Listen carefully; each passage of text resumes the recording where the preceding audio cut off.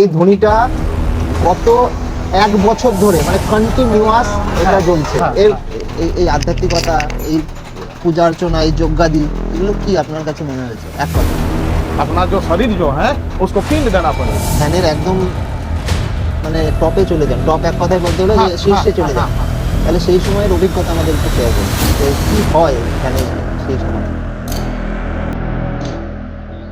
তো বন্ধুরা, আমরা তো অনেক দেখেছি যে যে যজ্ঞকুণ্ডলীতে যজ্ঞ হয়, কিন্তু এই এক আলাদা ধরনের যজ্ঞের স্থল।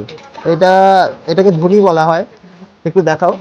আমি একটু বাবাকে জিজ্ঞেস করবো যে বাবা এর গুরুত্বটা কি, বা এটা কতটা আলাদা ওই যজ্ঞকুণ্ডের থেকে। এই জিনিসটা যজ্ঞের চেয়ে আমি মনে হয় যে যজ্ঞের চেয়ে অনেক উন্নত ভাবা হয়। এমনকি মানে ব্যাপার হচ্ছে যে সাধু সন্ত মানে এই ধুনির উপরে পুরোটাই নির্ভর করে। যতটা দেব দেবতার প্রতি নির্ভর করে ততটা এই ধুনির প্রতি নির্ভর করে।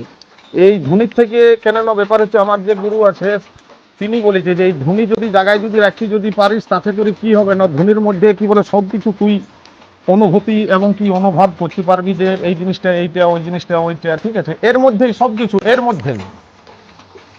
আচ্ছা। যেমন যজ্ঞকুণ্ডতে কি হয়, যজ্ঞকুণ্ডতে পুজো পাঠা হলে যজ্ঞ হলো, ওকে একদিকে সর করিয়ে রাখিয়ে দিবি, রেখে দেয়। কিন্তু এই যে প্রথম থেকে যে কি বলে আজ মোটামুটি প্রায় 1 বছর হতে চলছে এইভাবে এইভাবে গুরু বলে গেছে যে এইভাবে ধুনিকে অন্তত জাগিয়ে রাখবি, ধুনিকে জাগিয়ে রাখবি, তুই নিজে নিজে যেমন ধুনি জেগে থাকবে সেই রকম তুইও জেগে থাকবি। তার মানে এই ধ্বনিটা গত 1 বছর ধরে মানে কন্টিনিউয়াস এটা হ্যাঁ, জ্বলছে। হ্যাঁ, এর হ্যাঁ। এখনো অবধি না, নেভেনি। না। আর সব থেকে বড় কথা, এইটাকে মানুষ মানে করে মানুষের বেনিফিট বা ভালো দিকগুলো কি কি হতে পারে, যে ভালো কি লাভ দিকগুলো আছে? ব্যাপার হচ্ছে যে কারো কারো হয়তো দেখো এই যে আমাদের সনাতন ধর্মে অনেক কিছু দোষ থাকে তো মানুষের, হয়তো কারো মাঙ্গলিক দোষ থাকে, কারো কাল সর্প দোষ থাকে, কারো আরো বিরুদ্ধের দোষ থাকে। সেইখানে তারা এসে পরে আমার সঙ্গে পরামর্শ নিয়ে পরে এই জায়গাতে এই ধুলির মধ্যে মানে হবন করে, ঠিক আছে, যজ্ঞ করে পরে তাদের সেই জিনিসগুলো কি বলে মানে হালকা হয়ে যায় এবং কি কেটে যায়, ঠিক আছে। অনেকেরই করেছি, অনেকে তারা কি বলে সাকসেসফুল হয়েছে, তারা সাকসেসফুল পেয়েছে, ঠিক আছে। তার জন্য এই জিনিসটাকে আমি ভাবি যে কি বলে যে ওনার যতটা কি বলে মানে আছে, শক্তি আছে, ততটা এর মধ্যেও কি বলে ততটা তার চেয়ে মনে হয় আমার মনে হয় যে বেশি আমি অনুভূতি করতে পারি। আচ্ছা আচ্ছা, এটা সম্পূর্ণ অনুভূতির বিষয় বস্তু। অনুভূতির বিষয়, ঠিক আছে। আপনি কতদিন ধরে এই তপস্যায় আছেন? এটা আমার হয়ে গেল মোটামুটি আজ হয়ে গেল 18, হ্যাঁ 18-20 বছর হয়ে গেল। আপনার সব থেকে মানে আমি এক্সপিরিয়েন্স জানতে চাইছি, এমন কি এক্সপিরিয়েন্স হয়েছে যেটা মানুষকে একটু বললে মানুষ বুঝতে পারবে যে হ্যাঁ, এরকম এক্সপিরিয়েন্স সাধারণভাবে পাওয়া যায় না। 18 বছরের অভিজ্ঞতা থাকলে, কোথাও অধ্যাবসায় কোনো কিছুতে থাকলে তবেই সেটা পাওয়া যায়। অবশ্যই একটা কথা কি ব্যাপার হচ্ছে, সাধনার সবচেয়ে বড় জিনিস হচ্ছে সাধনার মনকে একাগ্রতা করি পরে, ঠিক আছে। তাকে সাধনা করতে হলে কি করতে হবে যাকে আমি লিয়ে পরে সাধনা করছি, ঠিক আছে, তার ছবিটা সামনে না আসলে পরে সাধনা হয় না, ঠিক আছে। তাতে করে কি হয় সেই জিনিসটাতে আমি অনেক কিছু মানে বুঝতে পারি মানুষের যে কি বলে এই মানুষটা কি ধরনের হতে পারে, এই মানুষটার সঙ্গে কি বলে আমার আচরণ বিচরণ কিভাবে করলে পরে ভালো হবে, ঠিক আছে। এইরকম একটা মানে করা যায় এবং কি মানুষের কি বলে কল্যাণ করা যায়, কিরকম ভাবে কল্যাণ করা যায়। হয়তো কোনো একটা ছোটোখাটো রোগে হয়তো কি বলে কি আক্রান্ত হয়ে আছে, যেমন শারীরিক দিক দিকে অনেকের মেয়ে ছেলের যেমন বাচ্চা কাচ্চা হয় না আর হয় না, ঠিক আছে। তাদের দিকে হয়তো বললাম বাবা, এসে পর আমাকে কেউ হয়তো বললো যে বাবা এই ধরনের ব্যাপার, আজ 12 বছর 13 বছর বিয়ে হয়ে গেছে, বাচ্চা কাচ্চা হয় না, তো বাবা একটু চিন্তা করলে হয় না। আমি তাকে বলে দিই যে হ্যাঁ মা, তুই এক কাজ করে এইটা খা ওইটা খা, এইটা খেয়ে পরে দেখ কি করে তোর অটোমেটিক লাইনে চলে আসে। তাতে করে সেইগুলো এইখান থেকেই আমি অনুভূতি করি। এই জগতে আসার কারণ কি, বা মানে কি ইচ্ছেটা কি করে তৈরি হয়েছে? এটা ইচ্ছেটা তৈরি হয়েছে যে মানে ছোট থেকেই মানে কি বলে মানে এই সাধনা লাইনটা এবং কি কি বলে মানে পুজো পাশা লিয়ে করে আমার খুব মনের ভিতর একটা ইন্টারেস্ট ছিল যে এর মধ্যে কি আছে, যে এত এত সাধু সন্ত আমাদের কি বলে সনাতন ধর্মে এত এত সাধু সন্ত হয়েছে কিসের জন্য, কি কারণের জন্য হয়েছে, কি কিসের জন্য। তাহলে তার জন্য আমার একটা মনের ভিতরে অনুভূতি হয়েছে যে কি বলে আমিও দেখি না এই জিনিসটাকে কি বলে আমিও যদি কি বলে কোনো কিছু করতে যদি পারি। আপনার এখন অবধি কি অভিজ্ঞতা হয়েছে যে কি জিনিসটা কি, এই আধ্যাত্মিকতা, এই পূজা অর্চনা, এই যজ্ঞাদি, এগুলো কি আপনার কাছে মনে হয়েছে এক কথা?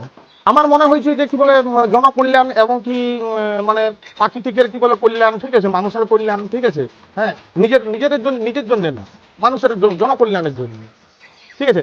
যে জনকল্যাণ হয়তো কেউ এসে করে বলবে যে বাবা আমার নামে একটু পুজো দিয়ে দেবেন, আমার এটা ইচ্ছা আছে, ঠিক আছে, তাহলে এটা আমি কি করলাম, সেইটা কি বলে জনকল্যাণ, তার নামে হয়তো পুজো দিয়ে দিলাম, তার কাজটা সাকসেসফুল হয়ে গেল। এগুলো বিশ্বাসের উপর পুরোটা। বুঝতে পেরেছি। তা আপনার নামও কি আমি এটা জানতে পারি? আমার নাম হচ্ছে এরকম লোকাল নাম আছে বারু সিং, ঠিক আছে, আর আমার গুরুর নাম দিয়েছে রাজনাথ সিং, রাজনাথ। আচ্ছা, তাদের এই এই গলাতে এই যে আছে, এইটা সিম্বল। এটা সিম্বল, এটা হ্যাঁ, নাথ নাথ সম্প্রদায়ের। সম্প্রদায়ের সিম্বল এইটা, ঠিক আছে। এটা যার গলাতে ঝুলবে তাকেই দেখতে পাবে যে এটা এই নাথ সম্প্রদায়ের বটে, ঠিক আছে। এরপরে যারা নাগা হয় তারা নাগাদের কি হয় না, নাগাদের কি বলে সাদা একটা কি বলে পৈতে যে আছে না, এই পৈতেটা আছে, এই পৈতাটা আছে, এই পৈতাটার মধ্যে একটা কি বলে খালি রুদ্রাক্ষ থাকে, লাগানো একটি খালি রুদ্রাক্ষ থাকে। আর নাথ সম্প্রদায়ের এই কি বলে এইটা সিম্বল থাকে। আপনি এই নাথ সম্প্রদায়ে কিভাবে পৌঁছলেন, কিভাবে গেলেন? পৌঁছলাম আমি, আমি যাচ্ছিলাম কুম্ভ মেলা। আচ্ছা। কুম্ভ মেলা যাচ্ছিলাম, যেতে যেতে আমার এই একটা কি বলে বন্ধু আছে, হুম। বন্ধু বলতে আমার এই গ্রামের পাশে, ওইখানে আগে আসতো। আমি তখন কিন্তু মানে এইরকম শিষ্য হয়েছিল, মানে যেটা সাংসারিক দিক দিকে যে শিষ্য, সেই শিষ্য হয়ে পরে আমি পূজা পাঠ করতাম। দিয়ে পরে একদিন ও বলে উঠলো যে কি বলে যে সাধু বাবা, তুমি তো সাংসারিক জীবনের কি বলে দীক্ষা লিয়েছো, সাধু সঙ্গের দীক্ষা লিয়েছো? আমি বলি না রে বাবা, সাধু সঙ্গের তো দীক্ষা লিয়া হয়নি। বলছে খালি তুমি এক কাজ করো, আমি তো থাকি কি বলে পাটনা যে বার আছে, পাটনা বার, পাটনা বার আছে, সেই বারে এখন কি বলে আমি ওইখানে পৌঁছলাম, পৌঁছিবার যাবার পরে দিয়ে পরে ওইখানে ওনার গুরু যে ছিল সেই গুরুকে বলছে বলছে বাবা ই শিষ্য बनेगा साधु संघ का। उसके बाद में पूछे हैं कि गुरुजी पूछे क्या रे शिष्य बनेगा? हम बोले हाँ गुरुजी हम साधु संघ का शिष्य बनेंगे। बोल रहा है कि तब ठीक है, तब कल बन लेना। हम बोले ठीक है गुरुजी मान लेंगे। फिर दी पर যখন কি বল কাল সকাল হইলো, সকাল হবার পরে दी पर বলতে বলছে আরে শিষ্য होने में कुछ काम है। हम बोले क्या काम है गुरुजी? बोल रहा कि माथा मुंडन करना पड़ेगा। আর তখন আমার জটা ছিল, এত জটা ছিল, এতটা চুল ছিল। আমি বলি गुरुजी बिना माथा मुंडन से नहीं अथी शिष्य नहीं बना सकेंगे? बोलते नहीं, क्या करना पड़ेगा? पिंड देना पड़ेगा, अपना जो शरीर जो है उसको पिंड देना पड़ेगा। সমর্পণ করে দিতে হবে। হ্যাঁ সমর্পণ করে দিতে হবে, ঠিক আছে। নতুন হ্যাঁ নতুন ভাবে জন্ম নতুন নতুন ভাবে জন্ম, ঠিক আছে। দিয়ে পরে তখন বলছি गुरुजी বলছি যে इसको क्या करना पड़ेगा? माथा मुंड करना पड़ेगा, पिंड देना पड़ेगा, आपका जो तेरा जो शरीर जो है शरीर को पवित्र करना पड़ेगा, उसका बाद साधु संत का शिष्य बनना सीखेगा। हम बोली ठीक है गुरुजी ऐसे ही करेंगे। फिर লাপিটেরখানে যেই পরে টাড়া মাথা করলাম, করে পরে গঙ্গাতে স্নান করলাম, গঙ্গাতে স্নান করে পরে এইরকম এক জায়গাতে ধুনি জ্বলছে, সেই ধুনি গোড়াতে বাড়ে শিবের মন্দির আছে, এরকম শিবের মন্দির আছে, এরকম ধুনি লাগানো আছে, সেই জায়গায় বস করাইলে, বস করাই পরে কি বলে আমাকে পুজো পাঠ করাইলো, ঠিক আছে, কানে মন্ত্র দিল, পিণ্ডদান করলাম, পিণ্ডদান করে পরে তারপরে এইটা আমাকে গোলাতে ধারণ করলো, বলছে বলছে বলছে আজ আজ সে ই তেরা জনম হয়, ই জনম तुम्हारा जो ऐसी पूजा पाठ करने में ये जो जनाव जो है, ये जनाव जो है इसको कोई जरूरत नहीं पड़ेगी, इसमें सब चलेगा। এটা কত বছর আগে পেয়েছেন? এইটা এইটা মোটামুটি হয়ে গেল আজ আমার প্রায় 1 বছর হয়ে গেল। আপনি পড়াশোনা কতদূর করেছেন? পড়াশোনা আমি খুব একটা জানি না বাবু, ঠিক আছে, কিন্তু মানে এই জায়গায় বসে পরে ধ্যান যোগ করলে পরে অটোমেটিক কি বলে বাবার ইচ্ছায়, মাতা রানীর ইচ্ছাতে অভিজ্ঞতা অটোমেটিক কি বলে মানে সঞ্চয় হয়। আপনি যখন ধ্যানের একদম মানে টপে চলে যান, টপ এক কথায় বলতে গেলে যে শীর্ষে চলে যান, তাহলে সেই সময়ের অভিজ্ঞতা আমাদের একটু শেয়ার করুন, যে কি হয় ধ্যানে সেই সময়। সেই সময় সেই সময় না, সেই সময় সেই জিনিসটা বোঝানো যায় না, সেই সময়টা বোঝানো যায় না। এমন একটা পরিস্থিতির জায়গাতে পৌঁছে যায়, সেই জায়গাটা তখন মনে হয় না যে কি বলে আমার ধারে পাশে কেউ আছে এবং কি কোনো জিনিস আমার সামনে যদি এসে পড়ে, যদি আমাকে যদি মানে গ্রাস করতে যদি চায় এবং কি গিলতে যদি চায়, সেটাকেও তখন মনে হয় না যে কি বলে সে আমার সামনে আছে। ঠিক আছে, যদি কোনো যদি মানে কি বলে দুষ্কৃতি যদি কি বলে জিনিস যদি আমার সামনে যদি এসে করে যদি পড়ে যদি যায়, তখন সেটাকে আমি ভাবি না যে কি বলে সেটা দুষ্কৃতি জিনিস এবং কি আমার ক্ষতি পৌঁছাবে। তখন তখন ধ্যান আছে সেই একটা জিনিসের প্রতি, তার প্রতি না ভোলেনাথের প্রতি। আপনার কি মনে হয় না যে আমাদের এই পৃথিবীর বিশ্বে সবাই আমরা খুব একে অপরের সঙ্গে জড়িত, মানে হ্যাঁ আমরা সবেতে আছি? হ্যাঁ এটা আপনার অভিজ্ঞতা কি হয়েছে এরকম যে হ্যাঁ আমি হ্যাঁ কিভাবে যে হ্যাঁ আমরা সবেতেই আছি, আমি আমি একা নই, না আমি না পৃথিবী। না না না না না না না, কেন না মানে আমাদিকে, অহং ব্রহ্মাস্মি না না যেটা না বলে। আমাদিকে এই প্রাকৃতিক যে আছে, প্রাকৃতিককে নিয়ে পর আমাদেরকে চলতে হয়।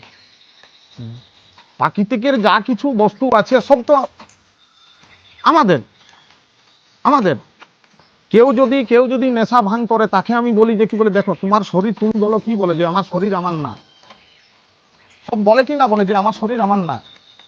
তাহলে তোমার শরীর তোমার যখন না, তখন তুমি মা বাপকে তুমি যদি মনে করো, এই যে তুমি মনে করো কি বলে বাইরে বেরিয়ে এসছো, তোমার বাবাকে তুমি বলে এসছো যে বাবা আমি অমুক জায়গায় যাচ্ছি বেড়াচ্ছি, কি মা আমি অমুক জায়গায় যাচ্ছি বেড়াচ্ছি, তাহলে তোমার শরীরের অধিকারী কে না? তোমার মা বাবা, বটে কি না? তাহলে সেই রকম তোমার আরেকজনা তোমার কি বলে শরীরের অধিকারী কে না? প্রাকৃতিক। তোমার শরীরটা যে কি বলে তৈরি করা আছে, প্রাকৃতিক সৃষ্টি দিয়ে করে তৈরি করা আছে, মাটি আছে, জল আছে, অগ্নি আছে, আকাশ আছে, সব আছে। তাহলে তুমি যে শরীরটা যে তোমাকে কি বলে তৈরি করে বানাইলে, এই পৃথিবীর মধ্যে কি বলে পাঠাইলে, তাহলে তুমি কার অথরিটি দিয়ে পরে তুমি নেশা ভাঙ করছো? তুমি যখন বাইরে মানে এক বেরোচ্ছো, কথায় বলতে গেলে যে ক্ষতি করছি সেটা আমাদের প্রকৃতির বিপক্ষে গিয়েই করছি। হ্যাঁ। হ্যাঁ, আমাদের এক উদ্দেশ্যে পাঠিয়েছে, আর এক উদ্দেশ্য নিয়ে আমাদের তৈরি হয়েছে, আমরা অন্য উদ্দেশ্যে নিজেদের নিয়োজিত করছি। নিয়ে যেতে এটাই কি? বাস্তব। অসংখ্য ধন্যবাদ আপনাকে, অনেক কিছু জানতে পারলাম আপনার থেকে। না ভালো বাবা, থাকবেন। হ্যাঁ, অবশ্যই।